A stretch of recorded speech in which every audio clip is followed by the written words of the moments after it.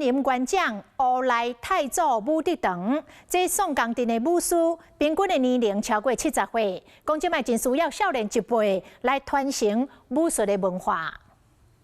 观众后来太祖武德堂武术示范宋江镇气势真雄。早年农村时代会当讲是一村一武馆，不过随时代的改变，学武术的人是渐渐变少，真拍爽。若要讲系108个啦，宋江镇吼，宋江镇就是108个啦吼，传统是安啦，起码要会晓一点吼，会使讲系剩无20个啦。 馆长向公所讲，早年伫咧关中地区，武馆是坐甲踢刀机，不过即马少年人较无想要学武术，文化传承出现真大危机。公所嘛希望借真侪种体验课程和营队，让这个文化会当继续传承落去。湖内太祖宋江镇，我们希望说借由长辈能不能一代传一代，把这些传统文化给传承下去。 虽然头毛喙手白，不过后来太祖武德堂的武师，嘛是保持对文化尊敬的态度，希望未来会当有人接手传承。